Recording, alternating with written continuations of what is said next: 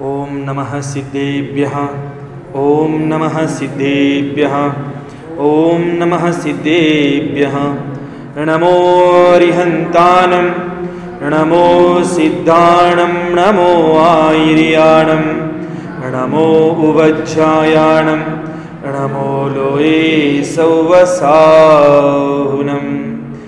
ಸರಸ್ವತೀ ನಮಸ್ತುಭ್ಯಂ ವರದೆ ಕಾಮರೂಪಿಣಿ ವಿದ್ಯಾರಂಭಂ ಕರಿಷ್ಯಾಮಿ ಸಿದ್ಧಿರ್ಭವತು ಮೇ ಸದಾ ಸಿದ್ಧಿರ್ಭವತು ಮೇ ಸದಾ. ದ್ವಾದಶಾಂಗ ಜನವಾಣಿ ಮಾತಾ ನಮೋಸ್ತು ನಮೋಸ್ತು ನಮೋಸ್ತು ನಮೋಸ್ತು ಆಚರ್ಯ ನಮೋಸ್ತು ಗುರುದೇವ ನಮೋಸ್ತು ನಮೋಸ್ತು ನಮೋಸ್ತು.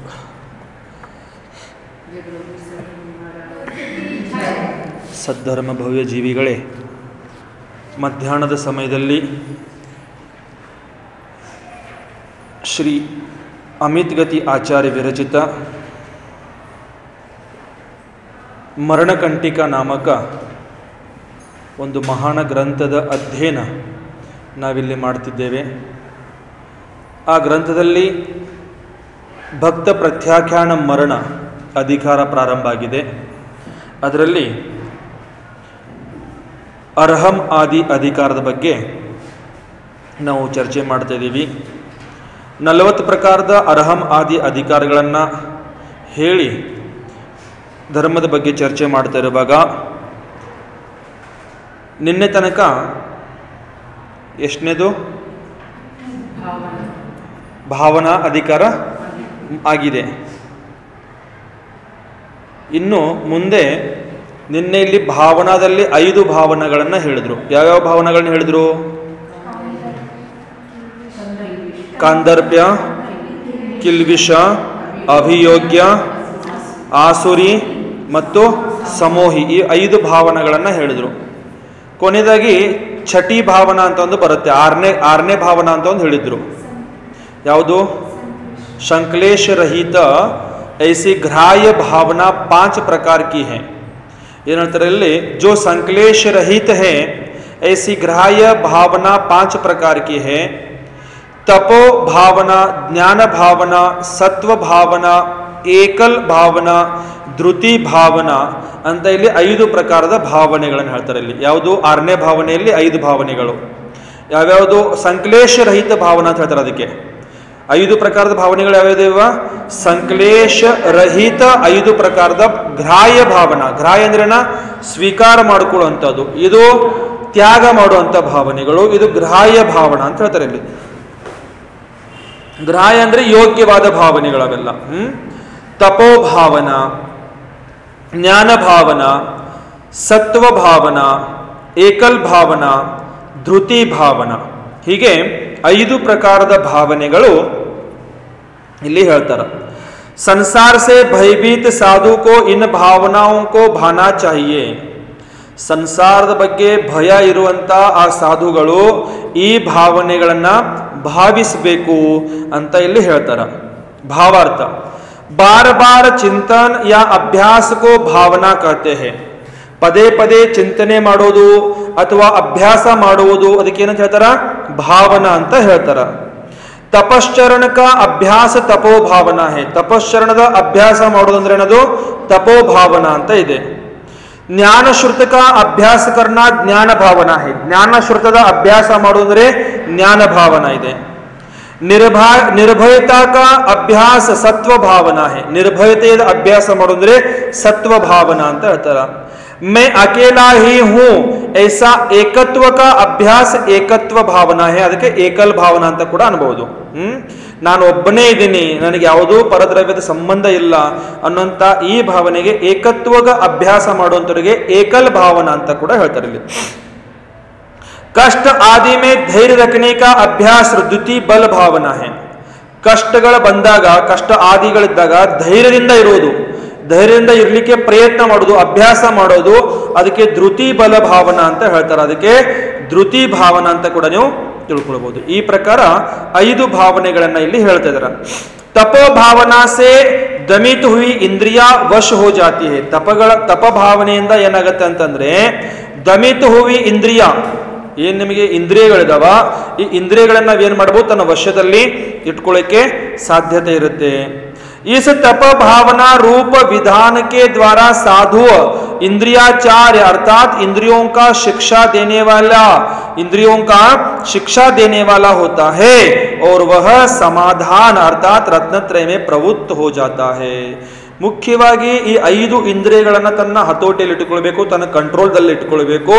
ಅದರಿಂದನೇ ನಿಮ್ಮ ರತ್ನತ್ರಯದಲ್ಲಿ ಏನಾಗುತ್ತೆ, ವೃದ್ಧಿ ಆಗ್ತಾ ಇರುತ್ತೆ. ರತ್ನತ್ರಯದಲ್ಲಿ ತತ್ಪರರಾಗಿರ್ತಾರ, ಪ್ರವೃತ್ತರಾಗಿರ್ತಾರ ಅಂತ ತಿಳ್ಕೊಳ್ಬೇಕು.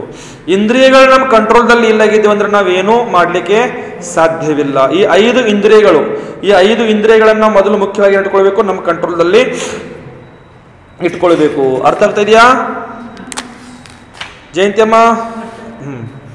जो साधु उक्त तपो भावना रहित है, ಯಾವ ಸಾಧುಗಳು ಉಕ್ತ ಮೇಲೆ ಹೇಳಿರುವಂತ ತಪೋಭಾವನದಿಂದ ರಹಿತರಿದ್ದಾರೆ, ಅರ್ಥಾತ್ ಅನಶನ ಆದಿ ತಪಶ್ಚರ್ಯ ನಹಿ ಕರ್ತಾ ಹೇ, 12 ಪ್ರಕಾರದಿಂದ ತಪಗಳನ್ನ ಹೇಳಿದಾರ.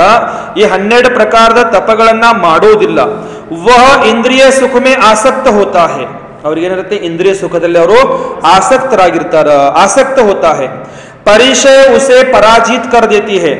ಮತ್ತೆ ಇವೇನು 22 ಪ್ರಕಾರದ ಪರಿಚಯ ಡೈಲಿ ಬೆಳಗ್ಗೆ ಚರ್ಚೆ ಮಾಡ್ತಾ ಇದೀವಿ, ಬೆಳಗ್ಗೆ ನೋಡ್ತಾ ಇದೀವಿ. ಆ 22 ಪ್ರಕಾರದ ಪರಿಚಯಗಳೇನಿದಾವ, ಆ ಪರಿಚಯಗಳು ಆ ಸಾಧುನನ್ನ ಏನ್ ಮಾಡ್ತಾವ, ಪರಾಜಿತ ಮಾಡ್ತಾವ. ಅರ್ಥಾತ್ ವಹ ಪರಿಚಯೋं पर ವಿಜಯ ನಹಿ ಪಾತ, ಅಂದ್ರೆ ಆ ಪರಿಚಯಗಳ ಮೇಲೆ ವಿಜಯ ಪ್ರಾಪ್ತಿ ಮಾಡ್ಕೊಳ್ಳಿಕ್ಕೆ ಆಗುವುದಿಲ್ಲ. ಕರ್ನೆ ಯೋಗ್ಯ ಕ್ರಿಯಾಕೋ ನಹಿ ಕರ್ ಪಾತ, ಮಾಡಬೇಕನ್ನುವಂತ ಆ ಯೋಗ್ಯವಾದ ಕ್ರಿಯೆಗಳು ಆ ಕ್ರಿಯೆ ಮಾಡ್ಲಿಕ್ಕೆ ಅವರಿಂದ ಆಗುವುದಿಲ್ಲ. और इस प्रकार शक्तिहीन नपुंसक जैसा हुआ आराधना विधि संन्यास मरण या सम्यक्त्व आदि 4 आराधना करने में असमर्थ होता है.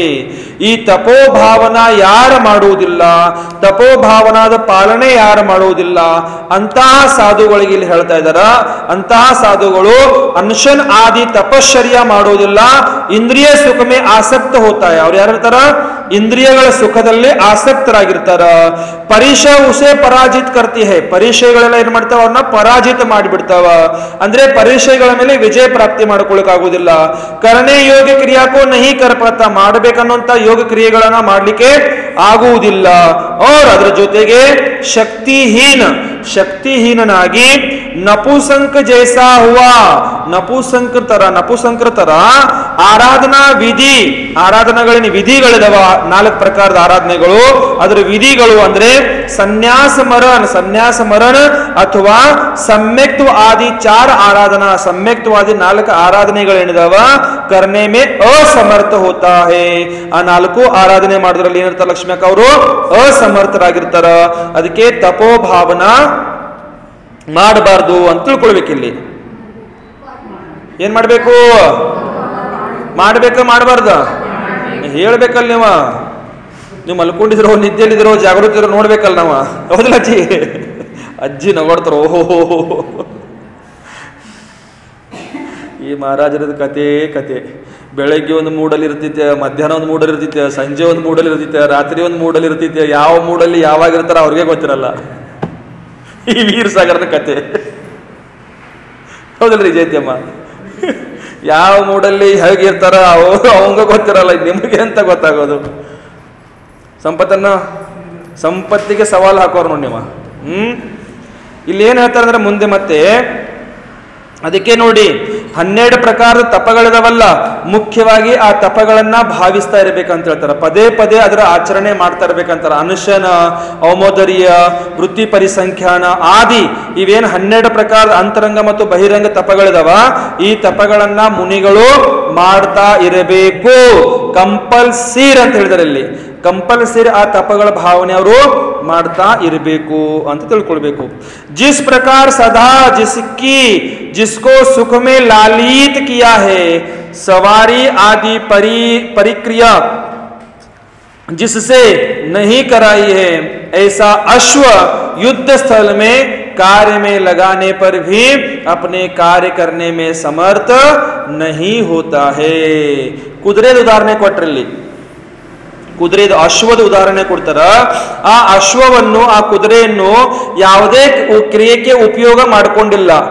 ರಥಕ್ಕೆ ಉಪಯೋಗ ಮಾಡ್ಕೊಂಡಿಲ್ಲ, ಅದನ್ನ ಓಡಿಸಿಲ್ಲ, ಏನಿಲ್ಲ, ಚಿಕ್ಕಂದು ಹಿಡ್ಕೊಂಡು ದೊಡ್ಡದಾಗೋ ತನಕ ಬರೀ ತಿನ್ಲಿಕ್ಕೆ ಹಾಕಿ ಅದನ್ನ ಚೆನ್ನಾಗಿ ಮೇಯಿಸಿದಾರ, ಅದನ್ನ ಚೆನ್ನಾಗಿ ಬೆಳೆಸಿದಾರ. ಅದನ್ನ ಚೆನ್ನಾಗಿ ಬೆಳೆಸಿರುವಂತ ಕುದುರೆ ಒಂದೇ ದಿವಸಕ್ಕೆ ಯುದ್ಧ ಭೂಮಿಯಲ್ಲಿ ಕರ್ಕೊಂಡು ಹೋಗಿ ಬಿಟ್ರೆ ಕಂಟ್ರೋಲ್ದಲ್ಲಿ ಸಿಗ್ತೈತೇನ್ರಿ? ಅದು ಸಿಗತ್ತಾ?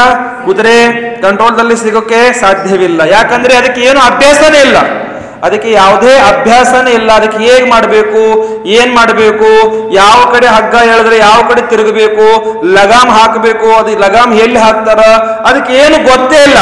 ಅಂತ ಗೊತ್ತಿಲ್ಲದ ಆ ಕುದುರೆಯನ್ನು ಒಟ್ಟಿಗೆ ಒಂದೇ ದಿವಸಕ್ಕೆ ಹೋಗಿ ರಣಭೂಮಿಯಲ್ಲಿ ನಿಲ್ಲಿಸಿಬಿಡೋದು. ಅದನ್ನ ಅದರ ಮೇಲೆ ಯಾವ ಕುತ್ಕೊಂಡಿರ್ತಾನಲ್ಲ, ರಣಭೂಮಿಯಲ್ಲಿ ಯುದ್ಧ ಆಡುವಾಗ ಶತ್ರುಗಳು ಸಾಯ್ತಾರಿಲ್ಲ ಗೊತ್ತಿಲ್ಲ, ಮೊದಲ ಇವನನ್ನೇ ಸಾಯಿಸಿಬಿಡುತ್ತೆ ಕುದುರೆ. ಆ ರೀತಿ ಪರಿಸ್ಥಿತಿ ಮುನಿಗಳದಾಗತ್ತೆ. ಮುನಿಗಳು ಸಮಾಧಿ ಸನ್ಯಾಸ ಮರಣ ತಗೊಳ್ಳೋದಕ್ಕಿಂತ ಮುಂಚೆ ಈ ಅಭ್ಯಾಸ ರೂಪದಲ್ಲಿ ಇವೆಲ್ಲ ಕ್ರಿಯೆಗಳನ್ನ ಅವರು ಮಾಡ್ತಾ ಇರಬೇಕು. ಒಟ್ಟಾರ ಹೋಗಿ ತ್ಯಾಗ ಮಾಡಿ ಸಲ್ಲೆಗೆಲ್ಲ ತಗೊಂಡು ಕುತ್ಕೊಂಡ್ರೆ ಆಗ್ತಿತ್ತೇನದ? ಹೋದ್ರಿ ಒಟ್ಟಾರೆ ಹೋಗಿ ಎಲ್ಲ ತ್ಯಾಗ ಮಾಡಿ, ಆಹಾರ ನೀರ ಜಲ ಬಿಲ ಎಲ್ಲ ತ್ಯಾಗ ಮಾಡಿ ಎಲ್ಲ ಸಲ್ಲೇಖನ ಮರಣ, ಯಮ ಸಲ್ಲೇಖನ ಮರಣ ಅನ್ಕೊಂಡು ಕೂತ್ರ ಆಗತ್ತಾ? ಆಗುವುದಿಲ್ಲ. ಅದಕ್ಕೆ ಇವೆಲ್ಲ ಅಭ್ಯಾಸ ರೂಪದಲ್ಲಿ ಅಭ್ಯಾಸ ಮಾಡ್ತಾ ಇರಬೇಕು, ತಪದ ಮೂಲಕನೇ ಮಾಡ್ಲಿಕ್ಕೆ ಆಗುತ್ತದೆ ಅಂತ ಇಲ್ಲಿ ಹೇಳ್ತಾರೆ. ಉಸಿ ಪ್ರಕಾರ ಜೋ ವಿಷಯೋಮಿ ಮೂರ್ಛಿತ ಹೇ, ಅದೇ ರೀತಿ ಯಾರು ವಿಷಯಗಳಲ್ಲಿ ಮೂರ್ಛಿತರಾಗಿದ್ದಾರ, 5 ಇಂದ್ರಿಯಗಳ ವಿಷಯದಲ್ಲಿ ಯಾರು ಮೂರ್ಛಿತರಾಗಿದ್ದಾರ, ಯೋಗ್ಯ ತಪಕೋ ಚಿರಕಾಲ ತಕ ಜಿಸನೆ ನಹಿ ಕಿಯಾ, ಯೋಗ್ಯ ತಪಗಳ 12 ಪ್ರಕಾರದ ತಪಗಳಿದಾವ. ಈ ತಪಗಳನ್ನ ಚಿರಕಾಲ ತನಕ ಅವರು ಯಾರು ಅದರದ ಉಪಯೋಗ ಮಾಡಿಕೊಂಡಿಲ್ಲ, ವಹ ಯತಿ, ಆ ಯತಿ ಮರಣ ಕಾಲ ಮೇ, ಮರಣದ ಸಮಯದಲ್ಲಿ ಲಕ್ಷ್ಮಿ ಅಕ್ಕ ಪರಿಶಹ ವೇದನಾ ಆದಿ ಸಹನೆ ಮೇ, ಪರಿಶಹ ಆದಿ ಸಹನೆ ಮಾಡಿಕೊಳ್ಳೋದ್ರಲ್ಲಿ ಸಮರ್ಥ ನಹಿ ಹೋ ಸಕ್ತಾ ಹೇ, ಸಮರ್ಥ ಆಗ್ಲಿಕ್ಕೆ ಸಾಧ್ಯವಿಲ್ಲ ಅಂತ ಹೇಳ್ತಾರೆ ಇಲ್ಲಿ. ಯಾಕಿಲ್ಲ? ಅಭ್ಯಾಸ ಇಲ್ಲದ ಕಾರಣದಿಂದ. ಅಭ್ಯಾಸ ಇರ್ತಿತ್ತಂದ್ರೆ ಅವ್ರು ಚಿರಕಾಲ ದೀಕ್ಷಾ ಕಾಲದಲ್ಲಿ ಅವ್ರು ಚೆನ್ನಾಗಿ ಅಭ್ಯಾಸ ಮಾಡ್ತಿದ್ರು ಅಂತಂದ್ರೆ ಕೊನೆಯದಾಗಿ ಸಮಾಧಿ ತಗೊಳ್ಳಿಕ್ಕೆ ತ್ಯಾಗ ಮಾಡ್ಲಿಕ್ಕೆ ಯಾವುದೇ ಕಷ್ಟ ಆಗುವುದಿಲ್ಲ. ಎಲ್ಲವನ್ನು ತ್ಯಾಗ ಮಾಡ್ಲಿಕ್ಕೆ ಯಾವುದು ಅವರು ಭಾವನೆಗಳನ್ನ, ಕೆಟ್ಟ ಭಾವನೆಗಳನ್ನ ಮಾಡುವುದಿಲ್ಲ. ನಾನು ನಿಮ್ಗೆ ಹೇಳ್ತೀನಿ, ನಿಜವಾಗಲೂ ಅಮ್ಮ ಇದ್ರು ಅವತ್ತು ಕೇಳ್ರಿ, ಅವರೆಲ್ಲ ಇದ್ರು. ಆ ಅಜ್ಜ ಇದ್ರಲ್ಲ, ನಮ್ಮ ಮೊನ್ನೆ ಹೋಗಿದ್ವಿ, ಅಜ್ಜ ಯಾವ ರೀತಿ ಅವರೇ ಹೇಳ್ತಾ ಇದ್ರು, ಯಾವ ರೀತಿ ಅವರು ಮಾತಾಡ್ತಾ ಇದ್ರು. ನನಗೆ ಉಪದೇಶ ಕೊಡ್ಲಿಲ್ಲ ಅವರು. ಇದೆಲ್ಲ ಏನು ಹೇಳ್ತಾ ಇದಾರಲ್ಲ, ಇದು ಹೇಳೋದು ಅವಶ್ಯಕತೆನೇ ಇಲ್ಲ ಅವರಿಗೆ. ಅವರಾಗೆ ಅವರು ತನ್ನಿಂದ ತಾನೇ ಎಲ್ಲ ರೆಡಿ ಮಾಡ್ಕೊಂಡ್ಬಿಟ್ಟಿದ್ರು ನೋಡ್ರಿ. ನಂಗೆ ಬಹಳ ಖುಷಿ ಆಯ್ತದೆ. ನಾನು ದಿನ ಅದೇ ಚಿಂತನೆ ಮಾಡ್ತಾ ಇದ್ದೆ. ನಾನು ಇಂಥ ಭಾವನೆ ನನಗೂ ಕೊನೆ ಸಮಯದಲ್ಲಿ ಬರ್ಲಪ್ಪ, ಇಂಥ ಭಾವನೆ ನನಗೂ ಕೊನೆ ಸಮಯದಲ್ಲಿ ನನ್ನಲ್ಲಿ ಆ ಪರಿಣಾಮಗಳು ಇರಲಿ ಅನ್ನೋಂಥ ಭಾವನೆ ನಾನು ಪದೇ ಪದೇ ಸಾಮಾಜಿಕದಲ್ಲಿ ಚಿಂತನದಲ್ಲಿ ಅದೇ ಬರ್ತಾ ಇದೆ ನನಗೆ. ಏನ್ರಿ ಹೋದ ತಕ್ಷಣ ಏನಿಲ್ಲ, ಡೈರೆಕ್ಟ್ ಕೈ ಜೋಡಿಸ್ರು, ನಮಸ್ತು ಮಾಡಿದ್ರು, ನಮಸ್ತು ಮಾಡಿ ಹೇಳ್ತಾರ, ನನಗೆ ಇವತ್ತಿಂದ ಎಲ್ಲ ತ್ಯಾಗ ಮಾಡಿಸ್ಬಿಡಿ, ಬರೇ ನೀರು ಮತ್ತು ಔಷಧಿ ಅಷ್ಟೇ ಇಡ್ರಿ ಅಂತ ಹೇಳಿ. ಏನು ವೇದನೆ ಇಲ್ಲ, ಸ್ವಲ್ಪ ಸಹ ನೋವು ಇಲ್ಲ. ಮೊನ್ನೆ ತನಕ ಅವರು 2-3 ಸರ್ತಿ ನೀರು ತಗೊಳ್ತಿದ್ರಂತೆ. ನಿನ್ನೆ ಬರೀ ಒಂದೇ ಸರ್ತಿ ನೀರು ತಗೊಂಡಾರಂತವ್ರು. ನಿನ್ನೆ ಸಂಜೆ ಬಂದಿದ್ರ ಅಲ್ಲಿಂದ. ನಿನ್ನೆ ಸಂಜೆ ಬಂದಾಗ ಬರೇ ಹೇಳ್ತಾರ, ಪಂಡಿತರು ಹೇಳ್ತಾರ, ಒಂದೇ ಸರ್ತಿ ನೀರು ತಗೊಂಡಾರ ನೋಡ್ರಿ ಮಹಾರಾಜರು ಇವತ್ತು ಅಂತ. ಯೋಚನೆ ಮಾಡ್ರಿ. ಇಂಥ ಭವ್ಯ ಜೀವಾಗಿ ಹುಟ್ಟಬೇಕು ನಾವು, ಇಂಥ ಭವ್ಯ ಜೀವ ಥರ ನಮ್ಮ ಪರಿಣಾಮಗಳಾಗಬೇಕು, ಭಾವನೆಗಳಾಗಬೇಕು ಕೊನೆ ಸಮಯದಲ್ಲಿ ಅಂತ ಭಾವನೆ ಮಾಡಬೇಕು. ಏನ್ರಿ ಸಂಪತ್ತ? ಅಭ್ಯಾಸ ಇಲ್ಲ. ಅವ್ರಿಗೊಂದು ದೃಢ ಇದು ಒಳಗಡೆ ಇದೆ, ಅವ್ರಿಗೆ ದೃಢತೆ ಇದೆ ಅವ್ರ ಹತ್ರ. ನಾನು ಅನಾದಿ ಕಾಲದಿಂದ ತಿನ್ಕೊಂತ ಬಂದಿನಿ, ಕುಡ್ಕೊಂತ ಬಂದಿನಿ, ನನ್ನ ಎಲ್ಲಾ ಪ್ರಕಾರದ ಭೋಗಗಳನ್ನ ಭೋಗಿಸ್ಕೊಂತ ಬಂದಿನಿ. ಇನ್ನು ನನ್ನ ಕೊನೆ ಸಮಯ ಬಂದಿದೆ. ಇದು ಇನ್ನು ಈ ಕೊನೆ ಸಮಯದಲ್ಲಿ ನಾನು ಇನ್ನು ಬದುಕೋದಿಲ್ಲ, ಇದು 100% ಗ್ಯಾರಂಟಿ ಇದೆ. ಇನ್ನು ಈ ಅವಸ್ಥೆಯಲ್ಲಿ ನಾನು ಮತ್ತೆ ತಿನ್ನೋದು ಉಣ್ಣೋದು ಆಸೆಗಳನ್ನ ಇಟ್ಕೊಂಡ್ರೆ ನನ್ನ ಆತ್ಮ ದುರ್ಗತಿಗೆ ಹೋಗುತ್ತೆ ಅನ್ನುವಂತ ಒಂದು ದೃಢ ನಂಬಿಕೆ ಹುಟ್ಟುಬಿಟ್ಟಿದವರಲ್ಲಿ. ನಾನು ಇದೆಲ್ಲ ತ್ಯಾಗ ಮಾಡಬೇಕು, ನನಗೆ ಒಂದೇ ಗೊತ್ತು, ಸಲ್ಲೇಖನ ಮರಣ ಸಾಧಿಸ್ಕೊಳ್ಬೇಕು. ಈ ಭಾವನೆ ನಾವು ಹೋಗಿ ಬಂದ ನಂತರ ಎಷ್ಟು ಜನ ದಿನಾ ಮನೆಗೆ ಬರ್ತಾರಂತಲ್ಲಿ. ದಿನ ಇಲ್ಲದ್ರೆ 60-70 ಜನ 100 ಜನ ತನಕ ದಿನ ಮನೆಗೆ ಬಂದು ಅವೆಲ್ಲ ಆ ಜನ ಬಂದು ಕೈ ಜೋಡಿಸ್ಕೊಂಡು ಅವ್ರಿಗೆ ನಮಸ್ಕಾರ ಮಾಡಿ ಹೊಂಟಿದಾರಂತೆ. ಅಂದ್ರೆ ತ್ಯಾಗ ಮಾಡಿದಾರಲ್ಲ, ಸಲ್ಲೇಖನ ಸ್ವೀಕಾರ ಮಾಡಿದಾರಲ್ಲ ಅಂತ ನೋಡ್ಲಿಕ್ಕೆ ಜನ ಬರ್ತಿದಾರಂತ ಅವ್ರ ಮನೆಗೆಲ್ಲ. ಎಷ್ಟು ಪುಣ್ಯವಂತ ಜೀವ ನೋಡ್ರಿ ಅದು. ವಿಶೇಷಾರ್ಥ ಶಬ್ದೋ ಕಾ ಅಭಿಪ್ರಾಯ ಸಮಜ್ಕರ್ ಚಲ್ನಾ. ವಿಶೇಷಾರ್ಥದಲ್ಲಿ ಏನ್ ಹೇಳ್ತಾರ ಅಂತಂದ್ರ ಶಬ್ದಗಳ ಅಭಿಪ್ರಾಯಗಳನ್ನ ನಮ್ಮಲ್ಲಿ ನಾವು ಅದೇ ಮೂರ್ಖರಾಗಿಬಿಟ್ಟಿವಿ. ನಮ್ಮಲ್ಲಿ ಏನ್ ತಪ್ಪಾಗ್ತಾ ಇದೆ ಅಂತಂದ್ರೆ ಮೇಡಮ್, ನಾವು ಶಬ್ದಗಳ ಅಭಿಪ್ರಾಯ ಏನಿದೆಯಲ್ಲ ಶಬ್ದದ ಅರ್ಥ ಮಾತ್ರ ಅರ್ಥ ಮಾಡ್ಕೊಳ್ತೀವಿ, ಶಬ್ದ ಮಾತ್ರ ಅರ್ಥ ಮಾಡ್ಕೊಳ್ತೀವಿ. ಆ ಶಬ್ದದ ಹಿಂದೆ ಇರುವಂತ ಭಾವನೆಗಳನ್ನ ಅರ್ಥನೇ ಮಾಡ್ಕೊಳ್ಳಲ್ಲ ನಾವೆಲ್ಲ ಜನರು.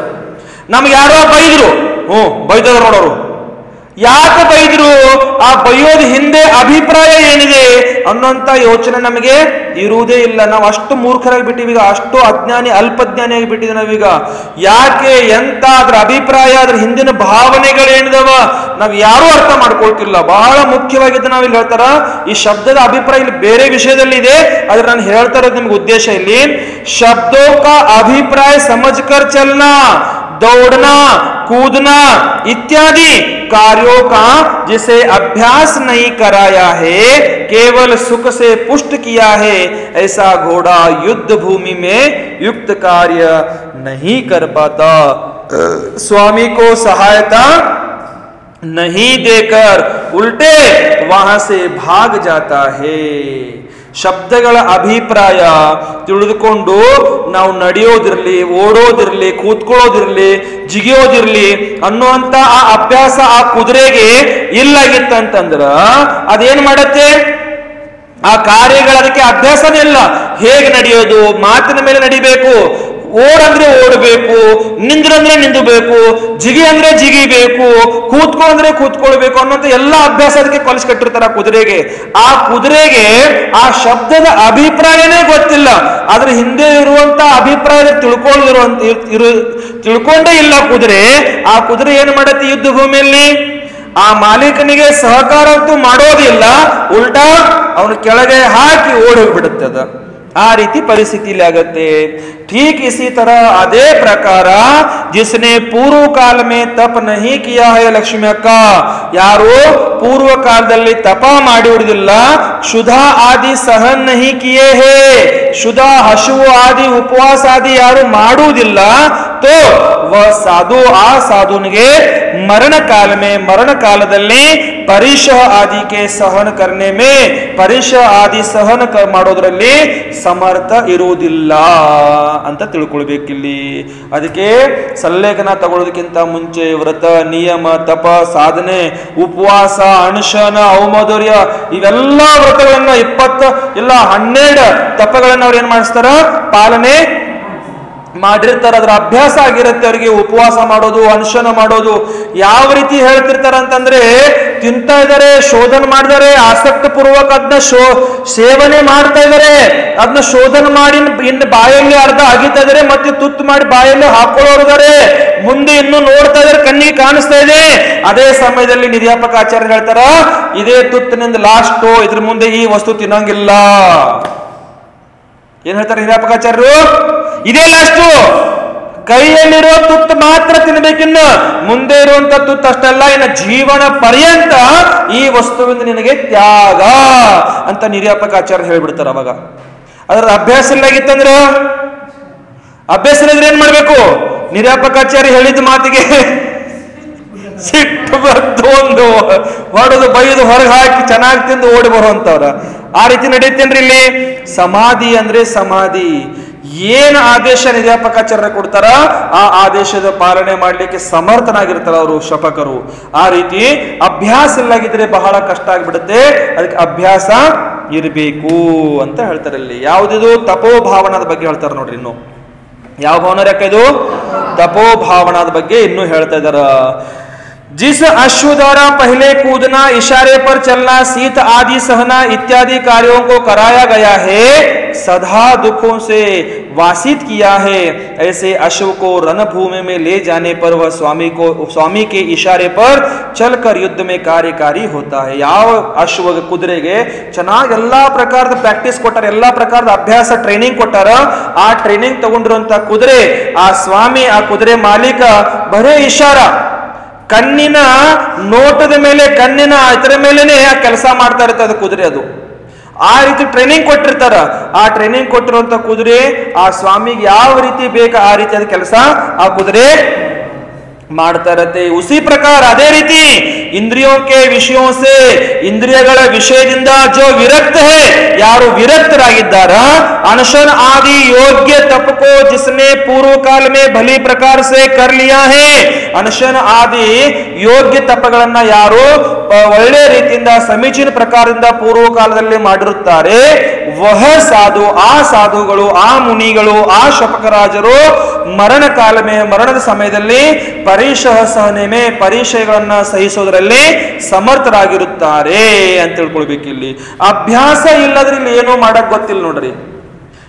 ಕೊನೆ ಸಮಯದಲ್ಲಿ ನಿಮಗೆ ಅಭ್ಯಾಸ ಇಲ್ಲಾಗಿತ್ತಂದ್ರೆ ಇಲ್ಲಿ ಏನೂ ಮಾಡಕ್ಕೆ ಅವಕಾಶನೇ ಇಲ್ಲ.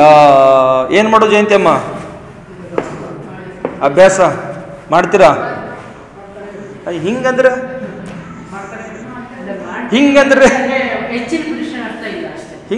ಮಾಡ್ಬೇಕು. ಈಗ ಆ ವ್ಯಕ್ತಿಗೇನು ಗೊತ್ತಿತ್ತ ನಾನು ಇದೇ ಲಾಸ್ಟ್ ನಂದಂತ, ಇನ್ನು ಹೆಂಗವ್ರು ಬಹಳ ಏನು ವಯಸ್ಸಾಗಿಲ್ಲ ಅವ್ರಿಗೆ. ಎಷ್ಟಾಗಿದೆ ವಯಸ್ಸಂದ ಅಂದಾಜು ಎಷ್ಟಾಗಿರ್ಬೋದು? 70 ಭಾಳ ಹೇಳಿದ್ರಿ ನೀವು. 50ರಿಂದ 60 ಒಳಗಡೆ ನೋಡ್ರಿ ಅವರು, ಅದಕ್ಕಿಂತ ಜಾಸ್ತಿ ಆಗೇ ಇಲ್ಲ ಅವ್ರಿಗೆ. 60 ಒಳಗಡೆ ಅಂತ ಏಜ್ ಅಲ್ಲಿರುವಂತ ಆ ವ್ಯಕ್ತಿ ಈ ಡಿಸಿಷನ್ ತಗೊಂಡಿದಾರ ಅಂತಂದ್ರೆ ಅವ್ರು ಅಭ್ಯಾಸ ಇಲ್ಲದೆ ತಗೊಂಡಾರ? ಅಭ್ಯಾಸ ಇಲ್ಲದೆ ತಗೊಂಡಾರೇನ್ರಿ? ಅಭ್ಯಾಸ ಇಲ್ಲದೆ ತಗೊಳ್ಳಿಕ್ಕೆ ಸಾಧ್ಯನೇ ಇಲ್ಲ. ನಮ್ಮದು ಯಾವಾಗ ಅಂತ ಆಗತ್ತೆ, ಅವಂತ ಯಾವಾಗ ಬರುತ್ತೆ, ಯಾವ ರೀತಿ ಯಾವ ಕರ್ಮದ ಉದಯ ಯಾವ ಬಾಗಲಿನಿಂದ ಒಳಗಡೆ ಬರುತ್ತೆ, ಏನ್ ಹೇಳಕ್ ಬಂದಿದ್ದೇನ್ರಿ? ಹೇಳಕ್ ಬರುತ್ತೇನ್ರಿ? ಅದು ಏನ್ ಮಾಡ್ಬೇಕು? ಅದಕ್ಕೆ ನಾವ ರೆಡಿ ಆಗಿರ್ಬೇಕು. ಪೈಲ್ವಾನ್ರ ಹೆಂಗ್ ನೋಡ್ರಿ, ಕುಸ್ತಿ ಆಡ್ಲಿಕ್ಕೆ ಶಡ್ ಹೊಡೆದು ರೆಡಿನೇ ಇರ್ತಾರ, ಬಾ ಮಗನ ನಿನ್ನ ಬಿಡಲ್ಲ ಅಂತ. ಹಂಗ ರೆಡಿನಾಗಿರ್ಬೇಕಿಲ್ಲಿ, ಹೌದಿಲ್ಲ? ಪೈಲ್ವಾನ್ರ ಹೆಂಗಿರ್ತಾರೆ, ಶೊಡ್ಡು ಹೊಡೆದ ಬಾ ಮಗನ ನಿನ್ನ ಎತ್ತಿ ಕೆಳಗೆ ಹಾಕತ್ತೀನಿ ಅಂತ ರೆಡಿನೇ ಇರ್ತಾರ ಅವ್ರು, ಶೊಡ್ಡು ಹೊಡೆದ. ಹಂಗ ರೆಡಿನೇ ಇರ್ಬೇಕು ನಾವು. ನೀನು ಯಾವಾಗ ಬಂದಿದ್ದೀವಿ ಬಾಗಳಿಗೆ ನಿನ್ ಜೊತೆಗೆ ಬರ್ಲಿಕ್ಕೆ ರೆಡಿನೇ ಇದೀನಿ ನಾನು ಅಂತ ಹೇಳಿ ಕುತ್ಕೊಂಡಿರ್ಬೇಕು. ನಾವು ರೆಡಿ ಆಗಿರ್ಬೇಕು. ಆ ರೀತಿ ಪ್ರಾಕ್ಟೀಸ್ ಮಾಡಿರ್ಬೇಕು. ಆ ರೀತಿ ಟ್ರೈನಿಂಗ್ ನಾವು ಮಾಡ್ಕೊಳ್ಳೇಬೇಕು. ಮೊದಲು ಅಭ್ಯಾಸ ಮಾಡ್ಕೊಳ್ಳೇಬೇಕು. ಮಾಡ್ಕೊಳ್ದಿದ್ರ ಇವು ಬಂದ್ಬಿಟ್ಟನ, ನನ್ನ ಕರ್ಕೊಂಡು ಹೋತಾನ, ನನ್ನ ಎಳ್ಕೊಂಡು ಹೋತಾನ, ನನ್ನ ಸಾಯಿಸ್ತಾನ, ನಾನು ಸಾಯ್ತೀನಿ, ನಾನು ಸಾಯ್ತೀನಿ, ನಾನು ಸಾಯ್ತೀನಿ, ನಾನು ಸಾಯ್ತೀನಿ ಅಂತ ಪರದಾಡಿ ನರಳಿ ಆರ್ತನ ಹೋದ್ರೆ ಧ್ಯಾನ ಮಾಡ್ಕೊಂಡು ಹೋಗ್ಲಿಕ್ಕೆ ಆಸೆ ಇಲ್ಲ ಅಂದ್ರೆ ಅವ್ನು ಎಳ್ಕೊಂಡು ಹೋಗಿ ರೆಡಿ ಇದಾನ. ಹೆಂಗ ಹೋಗೋದು? ಅವಾಗ ಅಳ್ಕೋತ ಒದ್ದಾಡಿ ಶರೀರದಲ್ಲಿ ಹುಳ ಬಿದ್ದು, ಕ್ರಿಮಿಗಳು ಬಿದ್ದು, ಕೀಟನಾಶ ಎಲ್ಲಾ ಪ್ರಕಾರ ಜೀವ ಜಂತುಗಳು ಉತ್ಪನ್ನ ಆಗಿ ಆರ್ತ ರೌದ್ರ ಧ್ಯಾನ ಎಲ್ಲಾ ಪ್ರಕಾರದ ಪರಿಣಾಮಗಳನ್ನ ಕೆಡಿಸ್ಕೊಂಡು ಅವಾಗ ಅವನ ಜೊತೆಗೆ ಹೋಗೋದು. ಯಾವ್ದು ಒಳ್ಳೇದು? ಹಿಂಗ ಹೋಗೋದು ಒಳ್ಳೇದು ಅಥವಾ ಅಳ್ಕೊಂತ ಕರ್ಕೊಂತ ಹೋಗೋದು ಒಳ್ಳೇದು? ಹೆಂಗ ಹೇಳ್ರಿ? ಶಡ್ ಹೊಡೆದು ರೆಡಿದಿನ ಬಾ ಮಗನ ಅನ್ಬೇಕು ಅದಕ್ಕ. ಹಂಗ ಹೋಗ್ಬೇಕ. ಹಂಗ ಭಾವನೆ, ಹಂಗ ಪರಿಣಾಮಗಳ, ಹಂಗ ದೃಢತೆ ನಮ್ಮಲ್ಲಿ ಗಟ್ಟಿಯಾಗಿರ್ಬೇಕು. ನಾವ ಯಾವತ್ತೂ ಹೆದರಬಾರ್ದು ಅಂತ ಹೇಳ್ತಾರೆ ಮುನಿಗಳಿಗೆ. ಇಲ್ಲಿ ಯಾವುದೇ ಕಾರಣಕ್ಕೂ ಹೆದರಬಾರದು ಅಂತ ಹೇಳ್ತಾರ. ಎಂತ ಬೇಕಂತ ಪರಿಶಯ ಉಪಸರ್ಗ, ಎಂತ ಬೇಕಂತ ಪರಿಸ್ಥಿತಿ ಉದ್ಭವ ಆದ್ರೆ ಆ ಸಂದರ್ಭದಲ್ಲಿ ತಯಾರಾಗಿರ್ಬೇಕಂತ ಹೇಳ್ತಾರ. ಆ ತಯಾರಿನೇ ಅಲ್ಲಿ 12 ತಪಗಳ ಪೂರ್ವಕ ಮಾಡಿರ್ತಾರ. ಆ ತಪೋಭಾವನದ ಬಗ್ಗೆ ಇಲ್ಲಿ ಚರ್ಚೆ ನಾವು ಮಾಡ್ತಾ ಇದ್ದೀವಿ. ಅರ್ಥ ಆಯ್ತಾ? ಹೆಂಗಿರೋದು? ಹೆಂಗ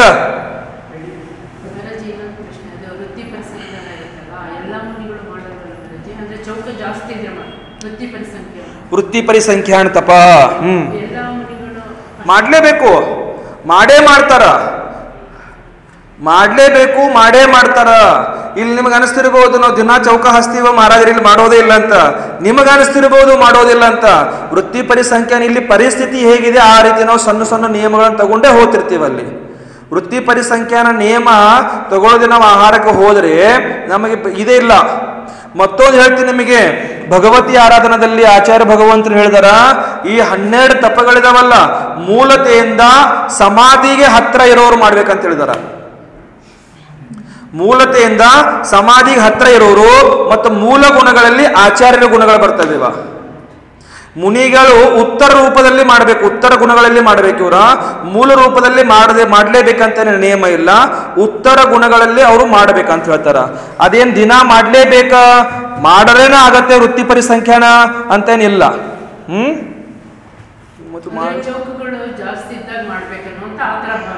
ನಿಮಗೆ ಚೌಕ ಇಲ್ಲಾದ್ರೂ ಮಾಡ್ಲೇಬೇಕ. 1 ಇರ್ಲಿ 10 ಇರ್ಲಿ 1000 ಇರ್ಲಿ. ಚೌಕ ಒಂದಿದ್ರೂ ಮಾಡಬೇಕು, ಇಲ್ಲದಿದ್ದರೂ ಮಾಡಲೇಬೇಕಂತ ಹೇಳೋರು ವೃತ್ತಿ ಪರಿಸಂಖ್ಯಾನ. ಪರೀಕ್ಷೆ ಇದೆ ನಮ್ಮ ಪುಣ್ಯದ ಪರೀಕ್ಷೆಯಲ್ಲಿ, ವೃತ್ತಿ ಪರಿಸಂಖ್ಯಾನದಲ್ಲಿ. ಸೀದಾ ಮಂದಿರದಲ್ಲಿ ಹೋಗಿ ಹಿಡಿದಿವಿ, ಹೋಗಿ ಚೌಕಾದ ಮುಂದೆ ಬಾಗಲಾಗ ಹೋಗಿ ನಿಂತ್ಕೊಂಡಿವಿ, ಅದಲ್ಲದ ಸುಮ್ಮನೆ ಇದನ್ಯಾಕೆ ಹಿಡ್ಕೊಂಡು ಹೋಗ್ಬೇಕು? ಸುಮ್ಮನೆ ಒಳಗೆ ಹೋಗಿ ಕೂತ್ಕೊಳ್ಬೋದಲ್ಲ, ಹಾಗೆ ನೀವು ಇದನ್ಯಾಕೆ ಹಿಡ್ಕೊಂಡು ಹೋಗ್ಬೇಕ್ರಿ? ಡೈರೆಕ್ಟ್ ಹೋಗಿ ಒಳಗಡೆ ಕೂತ್ಕೊಳ್ಬಹುದಲ್ಲ. ಇದೇನು ಜನರಿಗೆ ಮೋಸ ಮಾಡೋದಕ್ಕೋಸ್ಕರನ, ಜನರಿಗೆ ತೋರಿಸೋದಕ್ಕೋಸ್ಕರನ ಅಲ್ಲ.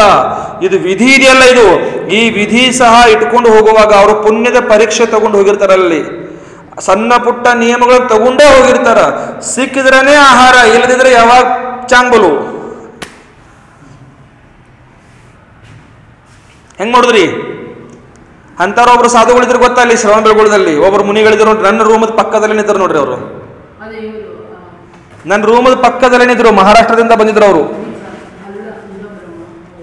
ವಯ್ಯಾವೃತ್ತಿ ಮಾಡ್ಕೊಳ್ಳತ್ತಿದ್ರು, ಮೈಯೆಲ್ಲ ಕಟಿ ಕಟಿ ಮಣ್ಣಾಗಿ ಬಿಟ್ಟಿತ್ತು. ಹಾ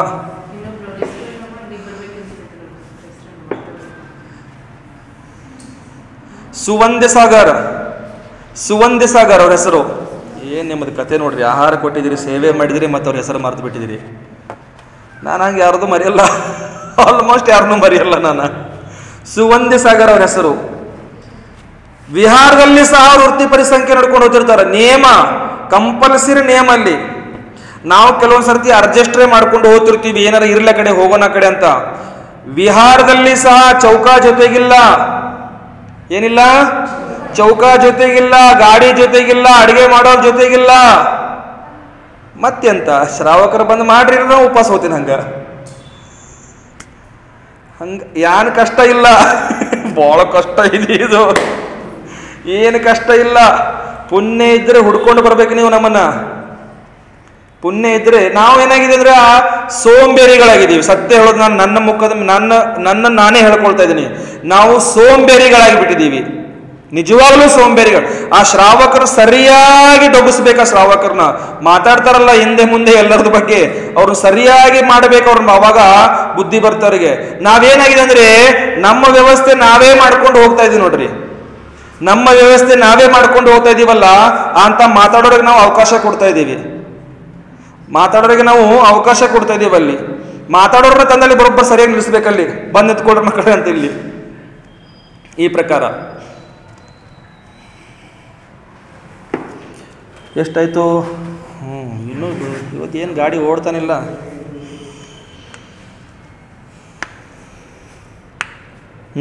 ಇಲ್ಲಿ ತನಕ ತಪೋಭಾವನಾ ಸಮಾಪ್ತ ಆಯ್ತು. ಇನ್ನು ಶ್ರುತ ಭಾವನಾ ಬಗ್ಗೆ ಹೇಳ್ತಾರೆ. ಇಲ್ಲಿ ಶ್ರುತ ಭಾವನಾದ ಬಗ್ಗೆ ಹೇಳ್ತಾ ಇರುವಾಗ ಏನ್ ಹೇಳ್ತಾರೆ ಅಂತಂದ್ರ, ಅರ್ಥಾತ್ भली प्रकार से शास्त्रों का अध्ययन जिसने कर लिया है, ಯಾರು ಸಮೀಚೀನ ರೂಪದಿಂದ ಸಮೀಚೀನ ಪ್ರಕಾರದಿಂದ ಶಾಸ್ತ್ರಗಳ ಅಧ್ಯಯನ ಮಾಡಿರ್ತಾರೆ, जिसने कर लिया है वह अपनी श्रुत भावना द्वारा ತನ್ನ ಶ್ರುತ ಭಾವನೆ ಜೊತೆಗೆ ಚತುರಂಗ ಪರಿಣಾಮ सम्यक्त्व आदि 4 आराधना में प्रयुक्त उपयुक्त होता है. ಚತುರಂಗ 4 ಪ್ರಕಾರದ ಪರಿಣಾಮಗಳಿಂದ ಅವರು सम्यक्त्व ಆದಿ 4 ಆರಾಧನೆಗಳು ಹೇಳಿದ್ರು. ಈ ಆರಾಧನೆಗಳಿಂದ ಉಪಯುಕ್ತರಾಗಿರ್ತಾರ. निर्व्याक्षेप अर्थात विक्षेप विकल्प या आकुलता रहित होकर, विकल्प आकुलता ಮತ್ತು ವಿಕ್ಷೇಪದಿಂದ ರಹಿತನಾಗಿ अपने प्रतिज्ञात नियम को अच्छी तरह निभाता है. ಅವ್ರಿಗೆ ಕೊಟ್ಟಿರುವಂತ ತಗೊಂಡಿರುವಂತ ನಿಯಮಗಳೇನಿದಾವ ಆ ನಿಯಮಗಳನ್ನ ಏನ್ ಮಾಡ್ತಿರ್ತಾರ ಅವರು ಒಳ್ಳೆ ರೀತಿಯಿಂದ ಪಾಲನೆ ಮಾಡ್ತಿರ್ತಾರ. अर्थ जिसने जिनेन्द्र प्रभु के वाक्य अर्थात आगमार्थ में अपने को लगाया है, ಯಾರು ಜಿನೇಂದ್ರ ಭಗವಂತರು ಹೇಳಿರುವಂತ ಆ ವಾಕ್ಯ ಜಿನವಾನಿ ಇದೆ, ಆ ಆಗಮಗಳಿದಾವ, ಆಗಮದ ಅರ್ಥ ಆಗಮ ಅರ್ಥ ಮೇ ಅಪನೆ ಕೋ, ಆ ಆಗಮದಲ್ಲಿ ತನ್ನನ್ನು ತಾನು ತೊಡಗಿಸ್ಕೊಂಡಿದ್ದಾರೆ. ಅಂತಹ ಪಠನ ಮನನ ಆದಿ ಉಚಿತ ಕ್ರಿಯಾ ಮೇ ಜೋ ತತ್ಪರ ಹೇ, ಪಠನ ಮನನ ಆದಿ ಇಂತಹ ಉಚಿತ ಕ್ರಿಯೆಗಳಲ್ಲಿ ತತ್ಪರರಾಗಿದ್ದಾರೆ. ಇಂತಹ ಸಾಧು ಐಸೆ ಸಾಧುಕೆ ಮರಣ ಕಾಲ ಮೇ, ಇಂತಹ ಸಾಧುಗಳ ಮರಣ ಕಾಲದಲ್ಲಿ वेदना के समय वेदना समयದಲ್ಲಿ भी परिशा उपसर्ग आदि स्मरण का नाश नहीं कर पाते हैं. ಬಹಳ ಸುಂದರವಾಗಿ ಹೇಳ್ತಾ ಇದ್ದಾರೆ. ಅಂದ್ರೆ ಇಂತಹ ಪಠನ ಮನನ ಆದಿ ಉಚಿತ ಕ್ರಿಯಾದಲ್ಲಿ ತನ್ನ ತತ್ಪರ ಮಾಡ್ಕೊಂಡಿರ್ತಾರ. ಇಂತಹ ಸಾಧುಗಳು ಮರಣ ಕಾಲದಲ್ಲಿ ವೇದನಾ ಆಗ್ತಾ ಇರುವಂತಹ ಸಮಯದಲ್ಲಿ ಕೂಡ ಪರಿಶಾ ಉಪಸರ್ಗ ಆದಿ ಸ್ಮರಣ का नाश नहीं कर पाते, ಅಂತ ಸ್ಮರಣ ಕೂಡ ಅವ್ರು ನಾಶ ಮಾಡ್ಕೊಳ್ಳಿಕ್ಕೆ ಆಗುವುದಿಲ್ಲ. ಅರ್ಥಾತ್ भली प्रकार शास्त्र ज्ञान में लगे रहने से ಒಳ್ಳೆ ರೀತಿಯಿಂದ ಸಮೀಚೀನ ಪೂರ್ವಕ ಶಾಸ್ತ್ರದಲ್ಲಿ ಶಾಸ್ತ್ರ ಜ್ಞಾನದಲ್ಲಿ ತನ್ನನ್ನು ತಾನು ತೊಡಗಿಸಿಕೊಂಡಿದ್ರೆ ವಹ ಜ್ಞಾನ ಸದಾ ಜಾಗೃತ रहता है ಆ ಜ್ಞಾನ ಏನಿರುತ್ತದೋ ಸದಾ ಜಾಗೃತವಾಗಿರುತ್ತದೆ ಮರಣ की वेदना से भी वह विस्मृत नहीं होता ಮರಣದ ಸಮಯದಲ್ಲಿ ಆಗುವಂತ ವೇದನೆ ಏನಿದಾವ ಆ ವೇದನೆಯಿಂದ ಅವ್ರು ಏನ್ ಮಾಡ್ಕೊಳ್ಳಲ್ಲ ವಿಸ್ಮೃತ ಅಂದ್ರೆ ತನ್ನ ಜ್ಞಾನವನ್ನು ಅವರು ಮರೆಯುವುದಿಲ್ಲ ಅಥವಾ ಶಾಸ್ತ್ರಾಭ್ಯಾಸಿ ಸಾಧು ಕೆ ಸ್ಮೃತಿ ಕಾ ನಾಶ ನಹಿ ಹೋತಾ ಶಾಸ್ತ್ರದ ಒಳ್ಳೆ ರೀತಿಯಿಂದ ಅಧ್ಯಯನ ಮಾಡಿರುವಂತಹ ಸಾಧುಗಳು ಅವರ ಜಿನವಾನಿ ಕೂಡ ಅವ್ರು ಏನಾಗಲ್ಲ ವಿಸ್ಮೃತ ಕೊನೆ ಸಮಯದಲ್ಲಿ आगोदिल्ल इस प्रकार ज्ञान या श्रुत भावना का फल जानकर सदा ज्ञान में भावना करनी चाहिए ಈ ಪ್ರಕಾರ ಜ್ಞಾನ ಅಥವಾ ಶ್ರುತ ಭಾವನೆಯನ್ನು ಆ ಭಾವನೆಯ ಫಲವನ್ನು ತಿಳಿದುಕೊಂಡು ಸದಾ ನಮ್ಮನ್ನ ನಾವು ಜ್ಞಾನದಲ್ಲಿ ತೊಡಗಿಸಿಕೊಳ್ಳಬೇಕು ಆ ಜ್ಞಾನನೇ ನಮ್ಮ ಕೊನೆ ಸಮಯದಲ್ಲಿ ನಮ್ಮ ಕೈ ಹಿಡಿಯೋದಿದೆ ಇಲ್ಲಾದ್ರೆ ಬಹಳ ಕಷ್ಟ ಇದೆ ಅಂತ ತಿಳ್ಕೊಳ್ಬೇಕು ಇಲ್ಲಿ ಈ ರೀತಿ ಜ್ಞಾನ ಭಾವನಾದ ಬಗ್ಗೆ ಚರ್ಚೆ ಮಾಡಿದರು ಶ್ರುತ ಭಾವನಾ ಇಲ್ಲಿ ಪೂರ್ಣ ಆಯ್ತು ಇನ್ನು ಮುಂದೆ ಸತ್ವ ಭಾವನಾ ಅಂತ ಬರುತ್ತೆ ಯಾವುದು ಸತ್ವ ಭಾವನದಲ್ಲಿ ಏನಾಯ್ತು ಯಾವುದು ಸತ್ವ ಭಾವನ ಇದೆಯಲ್ಲ ಸತ್ವ ಭಾವನದಲ್ಲಿ ಏನ್ ಹೇಳ್ತಾರೆ ಅಂತಂದ್ರೆ ಭಯಂಕರ ರೂಪವಾಲೆ ದೇವ ಭಯಂಕರ ರೂಪವನ್ನು ಧಾರಣೆ ಮಾಡಿಕೊಂಡಿರುವಂತ ದೇವ और असुरों द्वारा असुरರಿಂದ दिन रात डराने पर भी हगलू रात्रि ಹೆದರಿಸಿದ್ರು ಸಹ ಸಾಧು ಸತ್ವ ಭಾವನಾ ಸೇ ಆ ಸಾಧುಗಳು ಸತ್ವ ಭಾವನೆಯಿಂದ अखिल संयम धुरा को धारण कर लेते हैं अखिल संयम धुರೆಯನ್ನು ಅವರು ಏನು ಮಾಡ್ತಾರೆ ಧಾರಣೆ ಮಾಡ್ಕೊಳ್ತಾರೆ ತನ್ನ ಸಂಯಮವನ್ನು ಕಳ್ಕೊಳ್ಳೋದಿಲ್ಲ ದೇವತೆಗಳು ಅಥವಾ ಅಸುರರು ಭೂತ ಪ್ರೇತ ಪಿಶಾಚ ಆದಿ ಇವೆಲ್ಲ ಇದಾವಲ್ಲ ವ್ಯಂತರವಾಸಿ ಭುವನವಾಸಿ ಎಲ್ಲ ಇವರು ಬಂದು ಉಪಸರ್ಗ ಮಾಡಿದ್ರ ತೊಂದರೆ ಕೊಡ್ತಾ ಇದಾರ ಕಷ್ಟ ಕೊಡ್ತಾ ಇದಾರ ಇವೆಲ್ಲ ಪ್ರಕಾರದ ಪರೀಕ್ಷೆಗಳನ್ನ ಉಪಸರ್ಗಗಳನ್ನ ಅವ್ರು ಏನ್ ಮಾಡ್ತಿರ್ತಾರ ಸಹಜತೆಯಿಂದ ಸಂಯಮ ಪೂರ್ವಕ ಅದನ್ನ ಅವರು ಎದುರಿಸ್ತಿರ್ತಾರ ಅದನ್ನ ಸಹಿಸ್ಕೊಳ್ತಿರ್ತಾರ ಅಂತ ತಿಳ್ಕೊಳ್ಬೇಕಿಲ್ಲಿ ಹಾ अर्थ सत्व भावना के बल से साधु उपसर्ग के समय मोहित नहीं होता है ಸತ್ವ ಭಾವನೆಯಿಂದ ಸತ್ವ ಭಾವನೆಯ ಬಲದಿಂದ ಸಾಧು ಉಪಸರ್ಗದ ಸಮಯದಲ್ಲಿ ಆ ಮುನಿಗಳು ಉಪಸರ್ಗದ ಸಮಯದಲ್ಲಿ ಮೋಹಿತ ಆಗುವುದಿಲ್ಲ ಮೋಹಿತರಾಗಲಿಕ್ಕೆ ಅವಕಾಶ ಅಲ್ಲಿ ಸಿಗುವುದಿಲ್ಲ ಆಗಲೇಬಾರದು ಆದರೂ ಕೂಡ ಅಲ್ಲಿ ಅಂತ ಪ್ರಸಂಗ ಬಂದಿರ್ತಾವ ಬಂದ್ರೂ ಸಹ ಅವರು ಮೋಹಿತ ಆಗುವುದಿಲ್ಲ ಅಂತ ತಿಳ್ಕೊಳ್ಬೇಕಿಲ್ಲಿ ಅರ್ಥಾತ್ ಉಪಸರ್ಗ ಪರ ವಿಜಯ ಪಾತಾ ಹೇ ಅಂತ ಉಪಸರ್ಗ ಸಮಯದಲ್ಲಿ ಏನ್ ಮಾಡ್ತಾರ ವಿಜಯ ಪ್ರಾಪ್ತಿ ಮಾಡಿಕೊಳ್ಳುತ್ತಾರೆ ಜೈಸೆ ಕಿ ಜಿಸ್ನೆ ಯುದ್ಧ ಕಾ ಅಭ್ಯಾಸ ಕರ್ ಲಿಯಾ ಹೇ ಯಾವ ರೀತಿ ಅಂತಂದ್ರ ಯುದ್ಧದ ಅಭ್ಯಾಸ ಮಾಡಿಕೊಂಡಿದ್ದಾರ ಐಸಾ ಸುಭಟ್ ಸುಭಟ್ ಅಂದ್ರೆ ಭಟ್ ಅಂದ್ರೆ ಜ್ಞಾನ ಭಟ್ ಅಂದ್ರೆ ಜ್ಞಾನ ಸುಭಟ ಸುಭಟ್ ಅಂದ್ರೆ ಒಳ್ಳೆ ಜ್ಞಾನಿ ಪುರುಷ ಆ ಯುದ್ಧ ಸಮಯದಲ್ಲಿ ಏನ್ ಮಾಡಲ್ಲ ಅಂತ ಭೀಷಣ ಯುದ್ಧ ಮೇ ಭಿ ನಹಿ ಡರ್ತಾ ಹೇ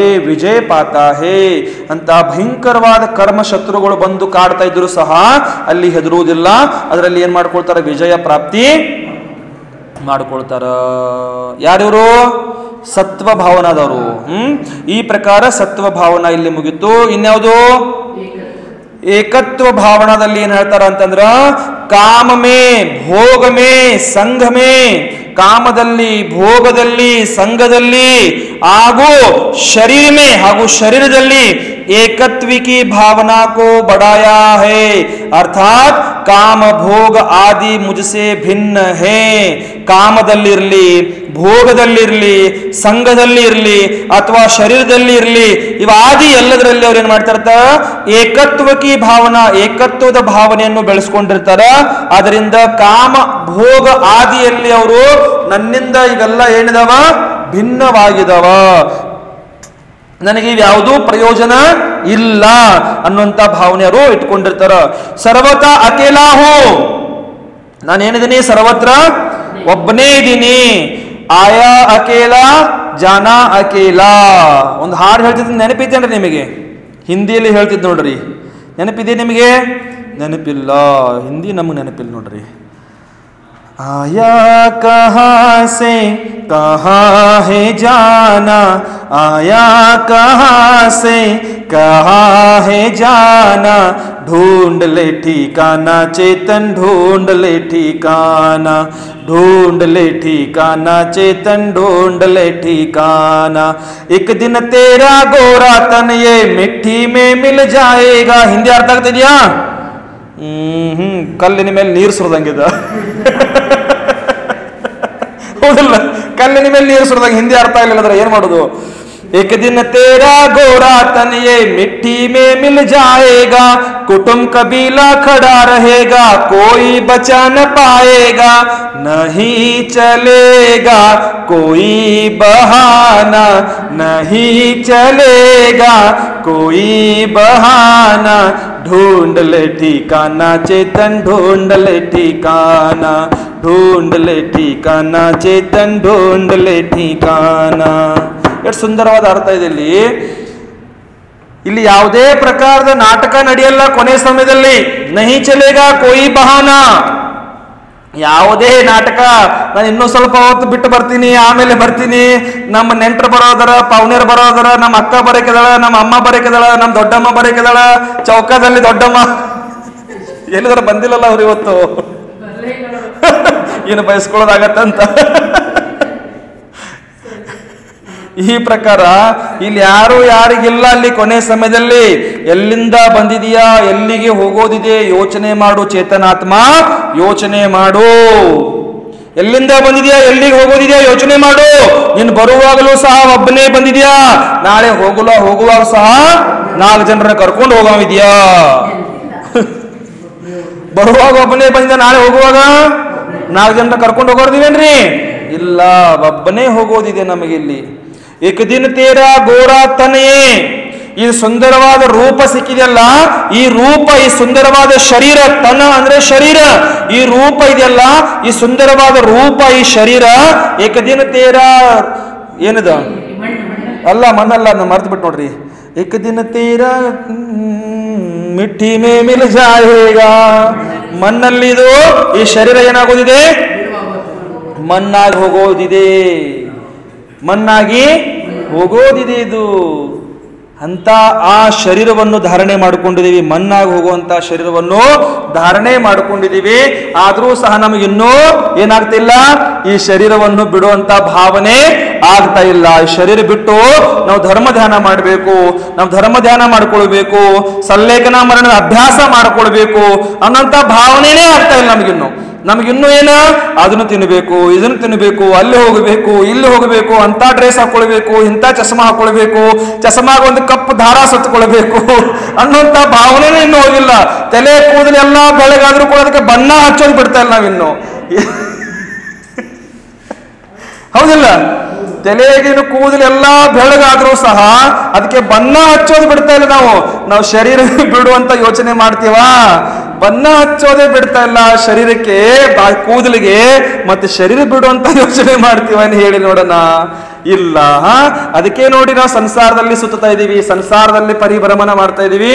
ಈ ಸಂಸಾರದಲ್ಲಿ ನಾವು ಅನಾದಿ ಕಾಲದಿಂದ ಇದೇ ಪ್ರಕಾರ ಸಂಸಾರದಲ್ಲಿ ನಾವು ಪರಿಭ್ರಮಣ ಮಾಡ್ತಾ ಮಾಡ್ತಾ ಮಾಡ್ತಾ ಮಾಡ್ತಾ ಅನೇಕ ಅನಂತ ಕರ್ಮಗಳನ್ನ ಕಟ್ಕೊಳ್ತಾ ಇದೀವಿ ನಾವು. ಅಂತ ಕರ್ಮಗಳನ್ನ ಕಟ್ಕೊಂಡು ಆದ್ರೂ ಸಹ ನಮ್ಗೆ ಇನ್ನೂ ಏನಾಗ್ತಾ ಇಲ್ಲ, ಬಿಟ್ಟು ಬಿಡಬೇಕು ಅನ್ನೋಂಥ ಭಾವನೆ ಉತ್ಪನ್ನವಾಗ್ತಾ ಇಲ್ಲ. ಏನ್ ಮಾಡೋದು ಹೇಳ್ರಿ, ಏನ್ ಮಾಡೋದು ಹೇಳ್ರಿ? ಉತ್ತರ ಇಲ್ಲ. ಸ್ವಲ್ಪ ಬಿಡ್ತಾ ಇದೀವಿ ಮಹಾರಾಜರ. ಮಾತ್ರ ಒಪ್ಕೊಳ್ತಾರ, ಹೇಳಿದ್ದು ಒಪ್ಕೊಳ್ತಾರೆ. ನಂಗೆ ಅದೊಂದು ಬಹಳ ಖುಷಿ ಆಗತ್ತೆ ಅವ್ರದ್ದು. ಮೊನ್ನೆ ಅದು ಮಡಿ ಬಗ್ಗೆ ಹೇಳಿದೆ ಅವರಿಗೆ, ನಾನು ನೋಡಿದ ಕೂಡ ನನಗೆ ಯಾಕೋ ಸರಿ ಅನಿಸಲಿಲ್ಲ. ಮಡಿ ಬಗ್ಗೆ ಮಡಿ ಉಟ್ಕೊಂಡು ಗಾಡಿ ಮೇಲೆ ಬಂದು ಅಭಿಷೇಕ ಮಾಡ್ತಿದ್ರು. ತಪ್ಪದು ಸಂಪತ್ತನ್ನ, ಅದು ಸರಿ ಇಲ್ಲ, ತಪ್ಪಾಗತ್ತೆ, ದೋಷ ನಿಮಗೆ ಪಾಪ ಸುತ್ತಕೊಳ್ಳುತ್ತೆ ಅಂತ ಹೇಳಿದಾಗ 2ನೇ ದಿವಸ ಹಿಡ್ಕೊಂಡು ಕರೆಕ್ಟಾಗಿ ನೋಡ್ರಿ, ಅಲ್ಲಿಂದ ತರ್ತಾರ, ಇಲ್ಲಿ ಬಂದು ಮಡಿ ಉಟ್ಕೊಳ್ತಾರ, ಅಭಿಷೇಕ ಪೂಜೆ ಮಾಡ್ತಾರ, ಆಮೇಲೆ ಮನೆಗೆ ಹೋಗ್ತಾರ. ಇದು ಒಪ್ಕೊಳ್ತಿರಲ್ಲ, ಅದೊಂದು ಖುಷಿ ಆಗತ್ತೆ ನಮಗೆ. ಕೆಲವೊಂದು ಒಪ್ಕೊಳ್ಳಲ್ಲ, ಅದ್ರ ಬಗ್ಗೆ ತಲೆನೇ ಕೆಡಿಸ್ಕೊಳ್ಳಲ್ಲ. ಅಲ್ಲ, ಮುನಿಗಳೇ ಹೇಳ್ತಾರಂತ ಒಪ್ಕೊಳ್ಬೇಕಲ್ಲ, ಸತ್ಯ ಇದೆ ಅಂತ ಒಪ್ಕೊಳ್ಬೇಕು, ಅದನ್ನ ಸತ್ಯ ಇದೆ ಅಂತ ಒಪ್ಕೊಳ್ಬೇಕಂತ ಹೇಳ್ತಾರೆ ಇಲ್ಲಿ.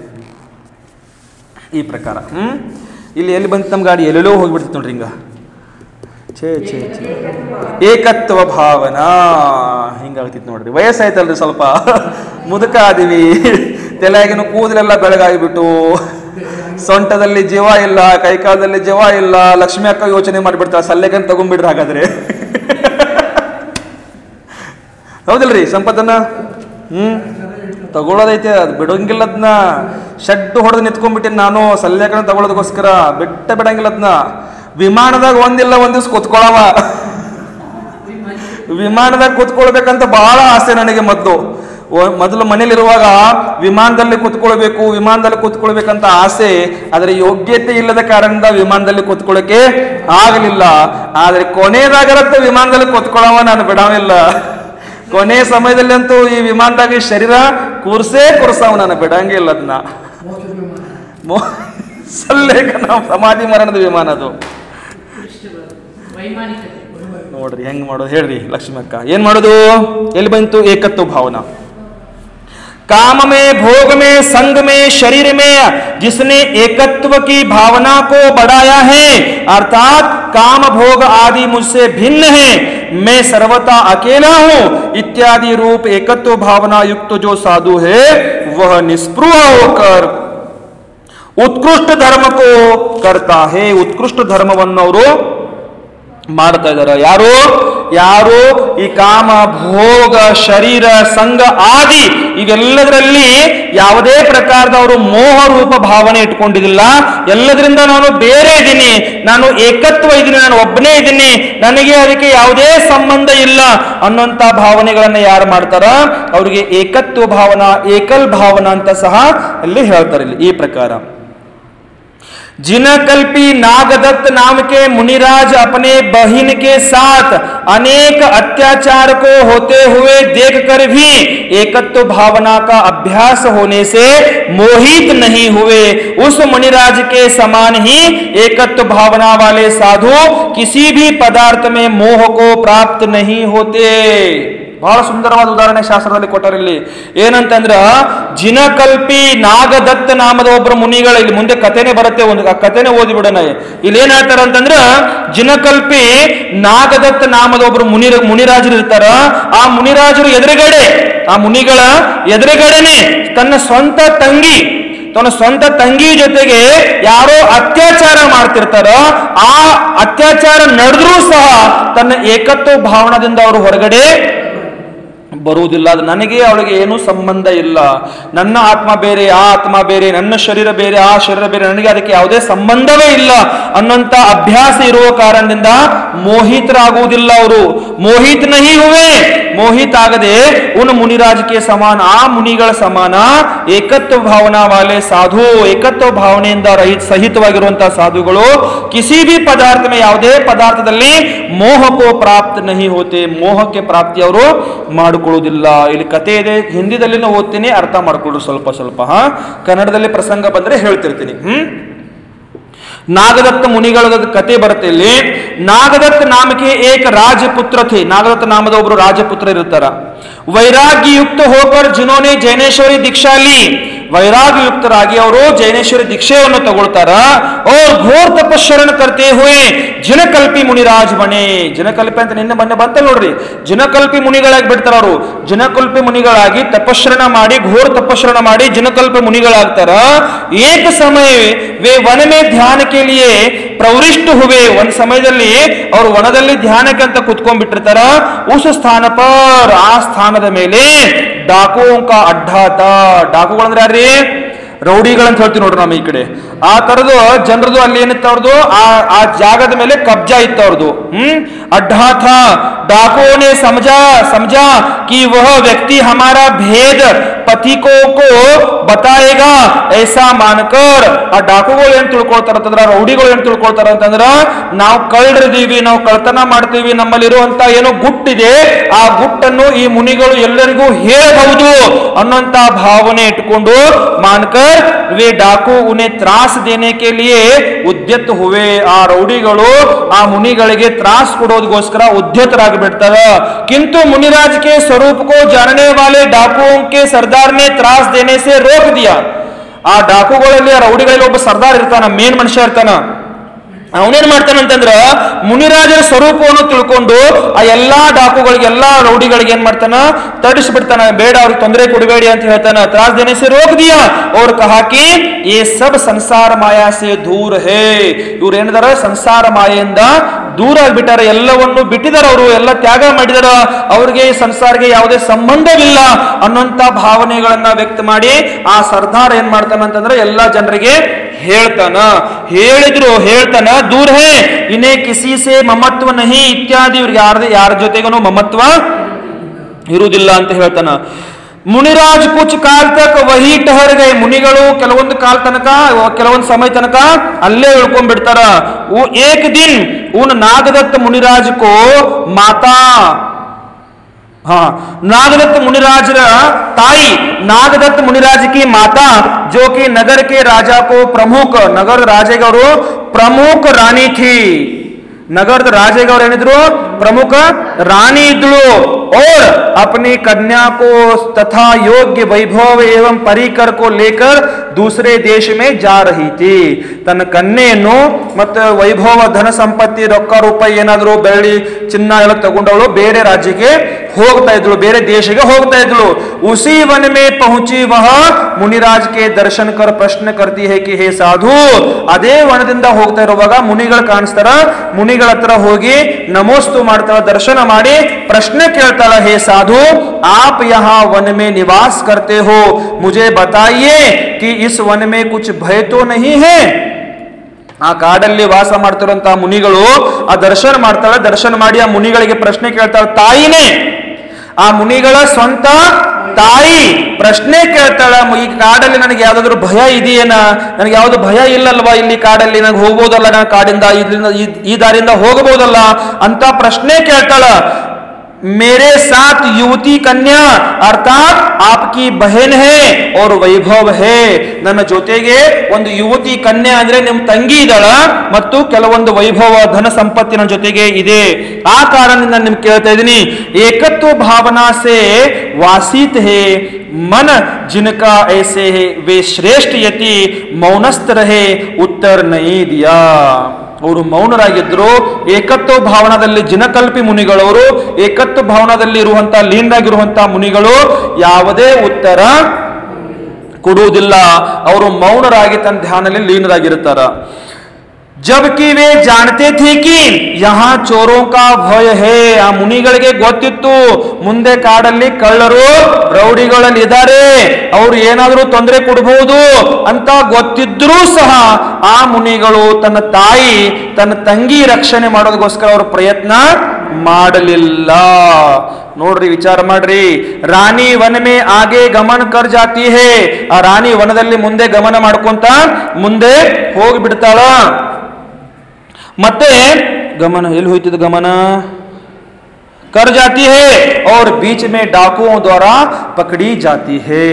ಸ್ವಲ್ಪ ಮುಂದೆ ಹೋದ ನಂತರ ಕಳ್ಳರು ಅಲ್ಲಿ ಅವ್ರನ್ನ ಏನ್ ಮಾಡ್ತಾರ, ಹಿಡ್ಕೊಂಡ್ ಬಿಡ್ತಾರ, पकड़ी जाती है. डाकू समस्त माल तथा रानी और सुंदर नव यौवन राज कन्या को अपने सरदार के निकट ले जाते हैं. ಆ ಡಾಕುಗಳು ಆ ಕಳ್ಳರು ಏನ್ ಮಾಡ್ತಾರ ಅಂತಂದ್ರ ಸಮಸ್ತ ಮಾಲ್ ಎಲ್ಲ ರೊಕ್ಕ ರೂಪಾಯಿ ಏನು ಧನ ಧಾನ್ಯ ಎಲ್ಲ ಇತ್ತು ಎಲ್ಲವನ್ನು ದೋಚ್ಕೊಂಡ್ ಬಿಡ್ತಾರ. ಮತ್ತು ರಾಣಿ ಮತ್ತು ಸುಂದರ ನವ ಯೌವನ ರಾಜಕನ್ಯೆಯನ್ನು ತಗೊಂಡು ಹೋಗಿ ಆ ಸರ್ದಾರ್ ಆ ಕಳ್ಳರಿಗೆ ಒಬ್ಬ ಲೀಡರ್ ಇರ್ತಾನಲ್ಲ ಆ ಲೀಡರ್ ಹತ್ರ ಕರ್ಕೊಂಡು ಹೋಗ್ಬಿಡ್ತಾರ. ಸರ್ದಾರ್ ಖುಷ್ ಹೋಕರ್ ಕಹತಾ ಹೇ ದೇಖೋ, ಸರ್ದಾರ್ ಖುಷಿಯಿಂದ ಆ ಎಲ್ಲ ಕಳ್ಳರಿಗೆ ಹೇಳ್ತಾನ, ನೋಡಿ मैंने पहले कहा था ना कि मुनिराज किसी को कुछ नहीं बताते, ನಾನು ಹೇಳಿದ್ದಲ್ಲ ಮುನಿಗಳು ಅವ್ರು ಯಾರಿಗೂ ಏನು ಹೇಳುವುದಿಲ್ಲ, ಅವರೆಲ್ಲ ಮೋಹ ಮಾಯದಿಂದ ದೂರವಾಗಿದ್ದಾರಂತ. इस वाक्य को सुनकर रानी अत्यंत कुपित होकर कहती है, सरदार. ಆ ರಾಣಿಗೆ ಗೊತ್ತಾಗತ್ತೆ, ಮಾತು ಕೇಳ್ತಾಳವಳು. ಕೇಳಿದ ತಕ್ಷಣ ಅವಳಿಗೆ ಭಯಂಕರ ಕೋಪ ಬಂದ್ಬಿಡುತ್ತೆ. ಕೋಪಿತಾಗಿ ಅವಳು ಹೇಳ್ತಾಳ, ಹೇ ಸರ್ದಾರ್, मुझे छुरी दो, जिस उदर में मैंने इस पापी मुनि को 9 मास रखा उसको चीर डालती हूं. ಆ ತಾಯಿಗೆ ಕೋಪ ಬಂದ್ಬಿಡುತ್ತೆ. ಕೋಪದಲ್ಲಿ ಅವಳು ಹೇಳ್ತಾಳ, ನನಗೊಂದು ಚೂರಿ ಕೊಡು, ಆ ಚೂರಿ ತಗೊಂಡು ಹೋಗ್ತೀನಿ, ಈ ಪಾಪಿ ಮುನಿಯನ್ನು ನಾನು 9 ತಿಂಗಳ ತನಕ ನನ್ನ ಗರ್ಭದಲ್ಲಿ ಇಟ್ಕೊಂಡಿದ್ದೆ, ಆ ಮುನಿಯನ್ನು ನಾನು ಏನ್ ಮಾಡ್ತೀನಿ, ಸಾಯಿಸ್ ಬಿಡ್ತೀನಿ, ಚೀರ್ ದೇತಿ ಹೂं.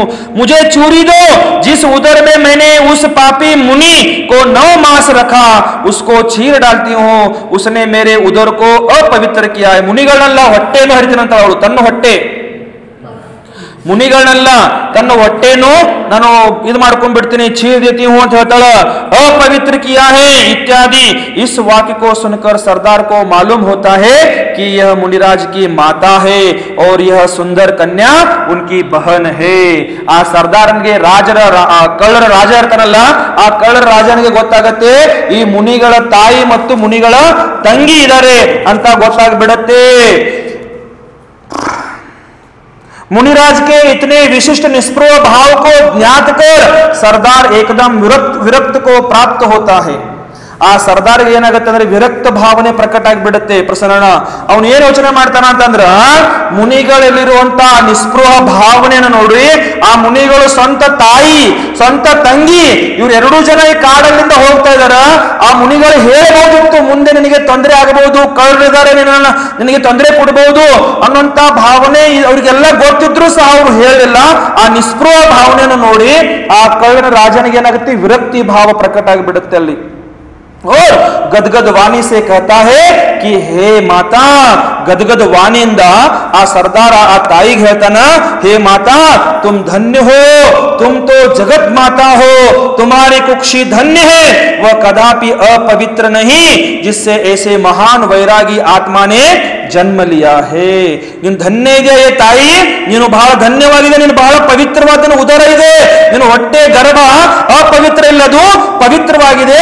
ಯಾಕಂದ್ರೆ ಇಂಥ ಮಗನನ್ನು ನೀನು ಜನ್ಮ ಕೊಟ್ಟಿದ್ಯಾ, ಇಂಥ ಮುನಿಗಳಿಗೆ ನೀನು ಜನ್ಮ ಕೊಟ್ಟಿದ್ಯಾ, ನೀನು ಬಹಳ महानವಾಗಿದ್ಯಾ, वैरागी आत्मा ने जन्म लिया है इत्यादि वाक्य से रानी को सांत्वना देकर रानी को अपनी माता और कन्या को बहन सदृश आदर करके संपूर्ण वैभव के साथ उनके इष्ट देश में पहुंचा देता है.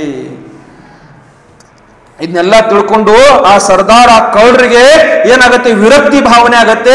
ಆದರ ಸನ್ಮಾನ ಪೂರ್ವಕ ಆ ತಾಯಿ ಆ ಮಗಳನ್ನ ತಂಗಿ ಅಂತ ತಿಳ್ಕೊಂಡು ಎಲ್ಲಾ ಪ್ರಕಾರದ ವೈಭವ ಜೊತೆಗೆ ಅವ್ರು ಎಲ್ಲಿ ಹೋಗೋದಿತ್ತು ಅಲ್ಲಿ ತನಕ ತಲುಪಿಸೋ ವ್ಯವಸ್ಥೆ ಕಳ್ಳರು ಮಾಡ್ತಾರ. ಯಾರಿಂದ ನೋಡ್ರಿ, ಆ ಮುನಿಗಳಿಂದ पहुंचा देते तथा स्वयं सर्व चौर्य आदि पापों का त्याग करता है. ಸಮಸ್ತ ಆ ಕಳ್ತನ ಮಾಡುವಂತದ್ದು ಏನ್ ಪಾಪ ಇತ್ತಲ್ಲ ಆ ಪಾಪವನ್ನು ಏನ್ ಮಾಡ್ತಾನ, ತ್ಯಾಗ ಮಾಡಿಬಿಡ್ತಾನ, ಸಂಪೂರ್ಣ ರೂಪದಿಂದ ತ್ಯಾಗ ಮಾಡಿಬಿಡ್ತಾನ. इस प्रकार नागदत्त नामा मुनिराज का यह अत्यंत वैराग्यप्रद कथानक है. ಈ ಪ್ರಕಾರ ಈ ನಾಗದತ್ತ ನಾಮ ಮುನಿಗಳದ ಜನಕಲ್ಪಿ ನಾಗದತ್ತರವರು ಆ ನಾಗದತ್ತ ಮುನಿಗಳ ಕಥೆಯನ್ನು ಇಲ್ಲಿ ವೈರಾಗ್ಯಪ್ರದ ಅತ್ಯಂತ ವೈರಾಗ್ಯಪ್ರದ ಕಥೆಯನ್ನು ನಾವಿಲ್ಲಿ ಇಷ್ಟುವರೆಗೆ ಕೇಳಿದಿವಿ. ಈ ಪ್ರಕಾರ ಏಕತ್ವ ಭಾವನ ಇಲ್ಲಿ ಏನಾಯ್ತು, ಸಮಾಪ್ತವಾಯಿತು. ಕೊನೆಯದು ಧೃತಿ ಭಾವನಾ. ಧೃತಿ ಭಾವನಾದಲ್ಲಿ ಏನ್ ಹೇಳ್ತಾರ ಅಂತಂದ್ರ, ಉಪಸರ್ಗ ರೂಪಿ ಮಹಾನ್ ಯೋದ್ಧ ಜಿಸ್ಮೇ ಹೇ,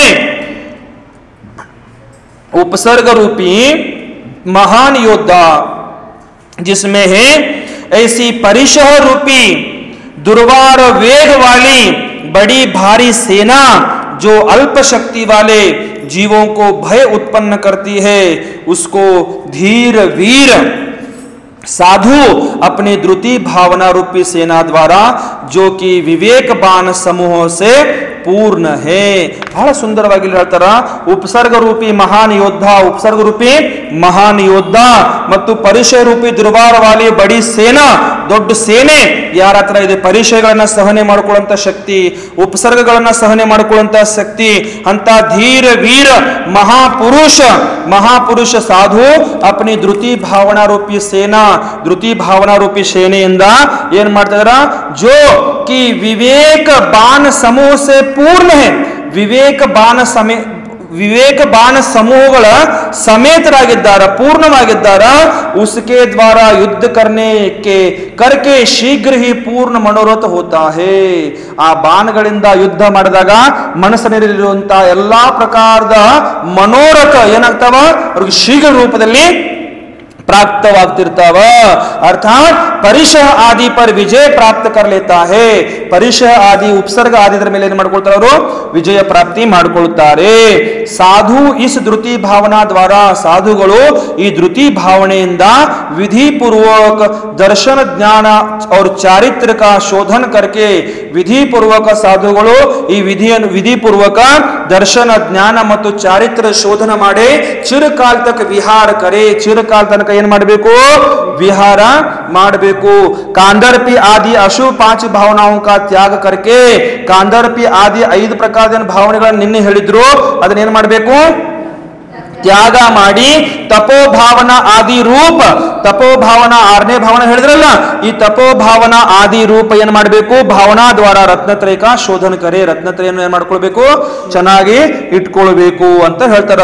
ಈ ಪ್ರಕಾರ ಭಾವನಾ ಅಧಿಕಾರ ಸಮಾಪ್ತ ಹುವಾ, ಈ ಪ್ರಕಾರ ಇಲ್ಲಿ ಭಾವನಾ ಅಧಿಕಾರ ಏನಾಯ್ತು, ಸಮಾಪ್ತ ಆಯ್ತು। ಇದ್ರ ಜೊತೆಗೆ ಏನಾಯ್ತು, ಭಕ್ತ ಪ್ರತ್ಯಾಖ್ಯಾನ ಮರಣ ಅರ್ಹಂ ಆದಿ ಅಧಿಕಾರ ಸಮಾಪ್ತ ಹುವಾ, ಈ ಪ್ರಕಾರ ಭಕ್ತ ಪ್ರತ್ಯಾಖ್ಯಾನ ಮತ್ತೆ ಅರ್ಹಂ ಆದಿ ಅಧಿಕಾರ ಏನ್ ಮಾಡಿದ್ರು, ಸಮಾಪ್ತ ಮಾಡಿದ್ರು। ಎಲ್ಲರೂ 9 ಸರತಿ ನಮೋಕಾರ ಮಂತ್ರದ ಜಪ ಹಾಕ್ರಿ।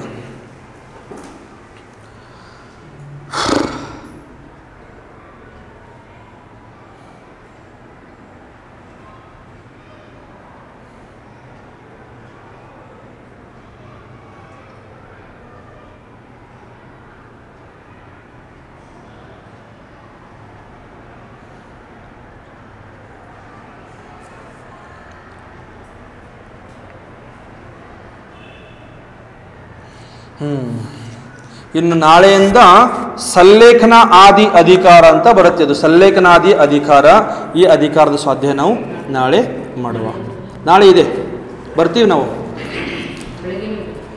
ಬೆಳಗ್ಗೆನೂ ಇರುತ್ತೆ, ಮಧ್ಯಾಹ್ನನೂ ಇರುತ್ತೆ। ಬೋಧಿ ಸಮಾಧಿ ಪರಿಣಾಮ ಶುದ್ಧಿ ಸ್ವಾತ್ಮೋಪಲಬ್ಧಿ ಶುಭ ಸೌಖ್ಯ ಸಿದ್ಧಿ ಚಿಂತಾಮಣಿಂ ಚಿಂತಿತ ವಸ್ತು ದಾನೆ त्वामन्द्यमानस्य ममास्तु देवी।